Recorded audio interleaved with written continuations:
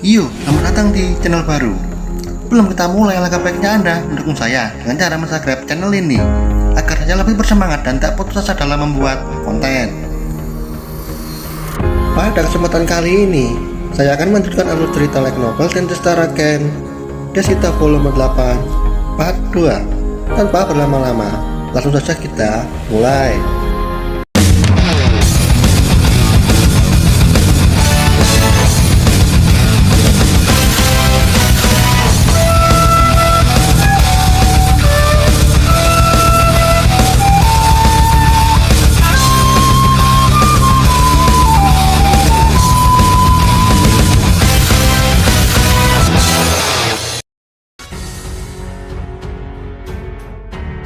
Setelah bertemu dengan Wilmaster Rakon, Win tidak menyangka akan bertemu dengan ras legenda di tempat ini.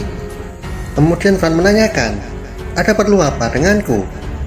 Win memberitahu, Will telah menangkap seseorang yang dikirim untuk membunuh Putri Menea. Sisu tidak menyangka kejadian itu menyebar luas dengan cepat. Tapi, apa penjaga sudah menanyai Gerno? Walaupun demikian ini terlalu cepat untuk menyebar. Fran bertanya, apa yang kamu ingin aku lakukan? Win meminta Fran untuk mengantarkan surat ke ibu kota Bastia dan mencantumkan ini sebagai misi. Dan kawannya perlu mengantar surat ini ke kuil ibu kota Bastia. Fran pun setuju dan mengambil misinya. Kemudian resepsionis memberitahu rahasia dengan berbisik bahwa Putri Menea tubuh ganda dan yang asli berada di tempat lain. Dengan itu, Fran pun paham alasan keributan para petualang di luar gerbang sebelumnya. Itu semua dilakukan agar Putri Menea terlihat seperti putri yang asli. Dan surat ini sangat penting dan harus cepat sampai di ibu kota untuk keselamatan sang putri. Fran pun setuju, namun Fran masih ingin makan siang terlebih dahulu. Baginya, mengisi perut wanita itu jauh lebih penting daripada menjalankan misi tingkat ancaman es. Dan beritahu aku cara cepat sampai ke ibu kota. Setelah Elmut menjelaskan, Fran pun pergi dari kuil dengan menaiki urusi lalu terbang. 8 jam kemudian, ibu kota Bastia terlihat. Bagi Siso tidak salah lagi, itu ibu kota Bastia karena memiliki bangunan yang mewah dan menara yang sangat tinggi. Api dan sihir menerangi benteng dan menara, dan ini benar-benar luar biasa. Kota ini terlihat seperti di dalam dongeng. Terlebih lagi, Bastia adalah tempat terbesar dari semua tempat yang pernah Fran dan Siso temui. Saat mendekat, gerbang masih terbuka dan terlihat kerumunan kecil para pedagang dan petualang walaupun sudah larut malam. Kemudian Fran bergabung dengan antrian secara diam-diam. Semua orang menatap Fran sebagai kucing hitam yang lemah dan seekor serigala sebagai familiar.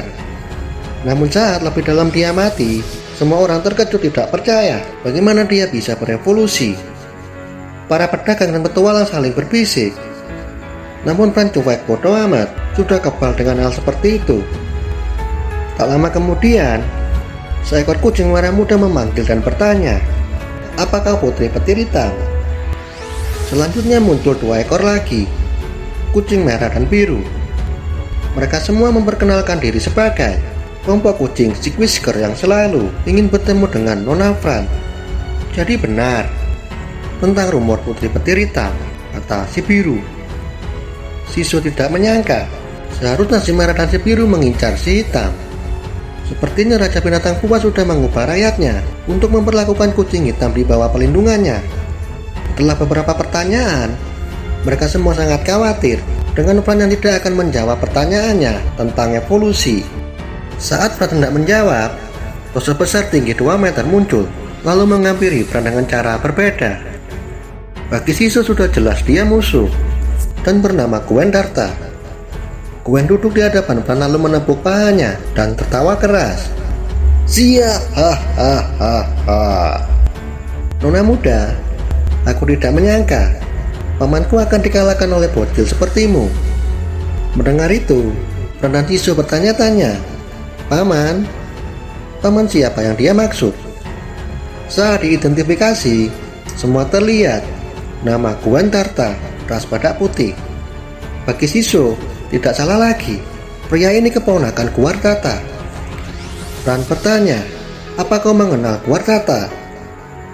Gwen tertawa dan menjawab, bahkan kau tidak menghormatinya dengan panggilan Tuan.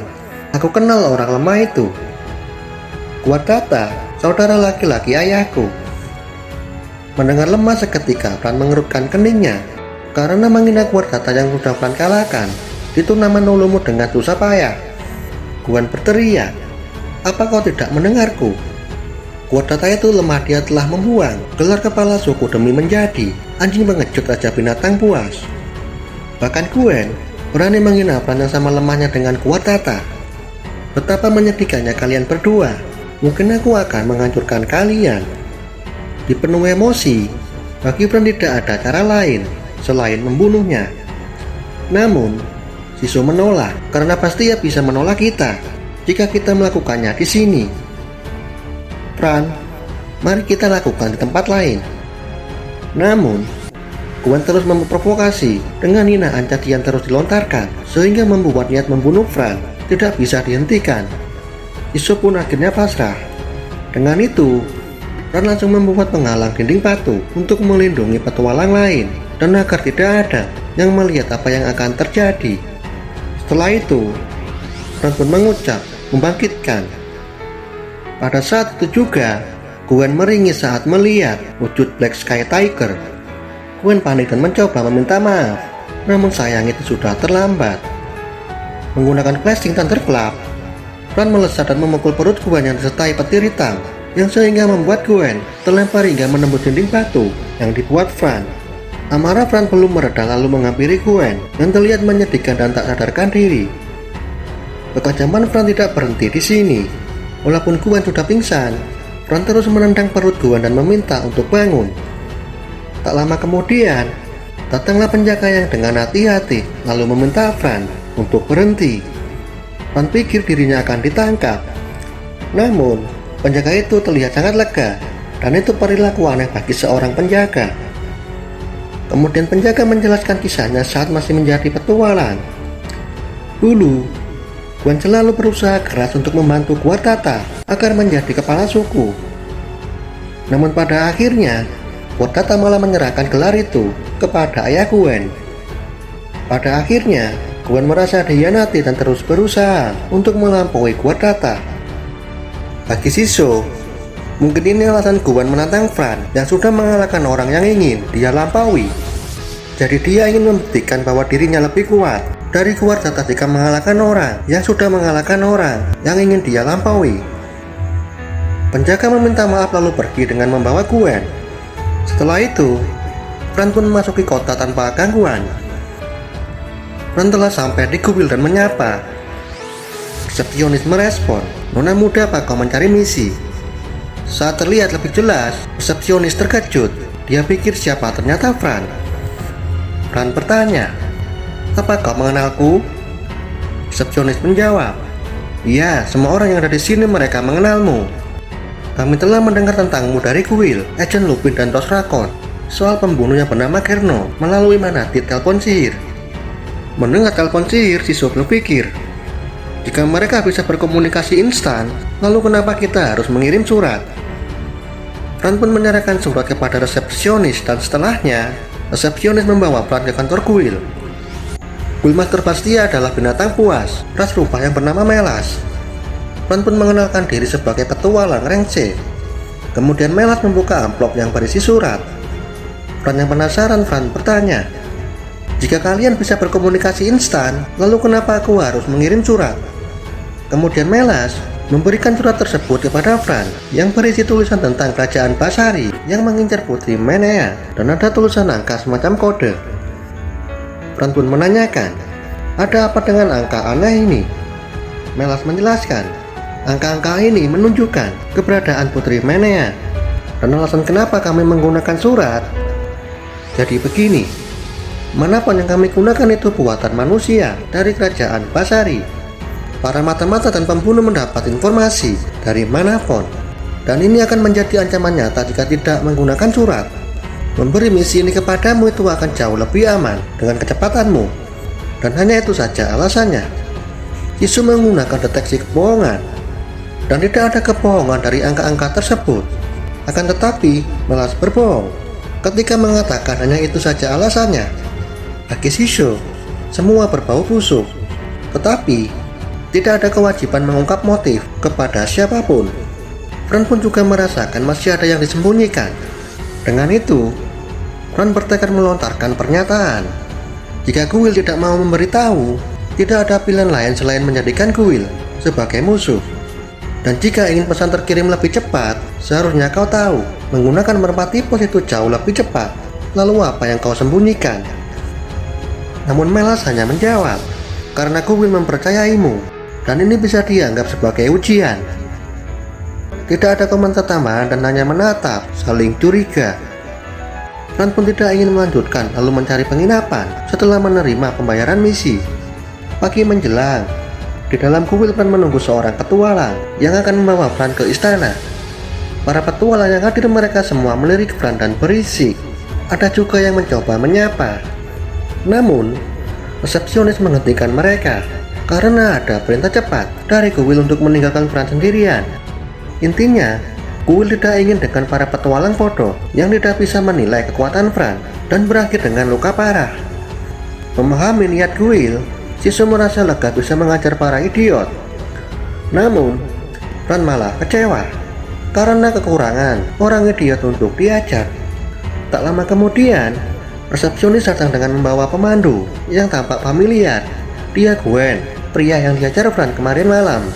Saat Fran merenungkan kenapa harus dia, Gwen langsung bersujud dan meminta maaf atas kebodohannya lalu menyatakan dengan lembaran baru, yaitu melayani Fran sama. Seketika Fran dan Shisho memasang wajah bodoh ketika mendengar sama. Resepsionis berbisik, padaku dia adalah pejuang mereka akan menghormati siapapun yang sudah mengalahkannya. Gwen memberanikan diri dengan mulai bertanya, Nona Fran, apakah Anda ingin keliling kota terlebih dahulu sebelum kita ke istana? Karena aku tahu banyak tempat yang bagus. Fran menolak, ada orang yang ingin aku temui di istana. Mendengar itu Gwen bingung. Ditemui? Jadi, dengan siapa Anda membuat janji?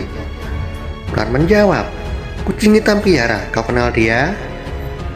Tentu saja, dia adalah guru saya dan juga paman saya, kata Gwen. Dengan itu mereka pun pergi. 20 menit kemudian, di depan gerbang istana, terlihat sebuah kastil yang mengintimidasi yang dibangun dengan batu hitam dan cukup menakutkan. Di gerbang kedua, Gwen pergi menuju pos penjaga dan menyerahkan sesuatu seperti kartu pengenal. Sedangkan Fran tidak perlu melakukan hal seperti itu karena Fran mendapat audiensi dari Guild Negara Binatang Buas. Bahkan Fran memiliki simbol Raja Binatang Buas yang diberi oleh Roy, salah satu pengawal Brigdit Raja Binatang Buas. Mereka berdua pun masuk tanpa hambatan. Saat berjalan lebih jauh ke dalam, terlihat pintu besar dan banyak pintu kecil di sampingnya. Pada akhirnya mereka sampai di sebuah bangunan besar setelah melewati pintu. Kemudian Fran menemui penjaga kastil dan berkata, kami ingin bertemu dengan Kiara dan tolong sampaikan kepadanya bahwa Gua dan putri petir hitam telah datang. Setelah menunggu sebentar, penjaga kembali setelah melapor lalu membawa mereka ke ruang yang sangat indah. Fran pun duduk dan datanglah pelayan yang membawa makanan ringan dan minuman. Melihat makanan, Fran pun melahapnya tanpa menunggu tawaran. Fran pun cuek bodo amat. Makanan lebih penting dari misi ancaman es. Tak lama kemudian, pelayan lain memasuki ruangan, lalu membawa mereka lebih dalam lagi melewati karpet merah. Dan akhirnya berhenti di satu ruangan. Kemudian pelayan meminta maaf kepada Kiara karena telah mengganggu. Gua dan putri petir hitam ada di sini. Mereka ingin menemui Kiara sama. Dan Gwen memasuki kamar yang sangat indah tanpa kemewahan. Tempat itu yang besar ditutupi tirai berwarna merah, dan di dalamnya ada kucing hitam yang sudah menua. Dan kita lanjut di video selanjutnya. Terima kasih sudah menonton.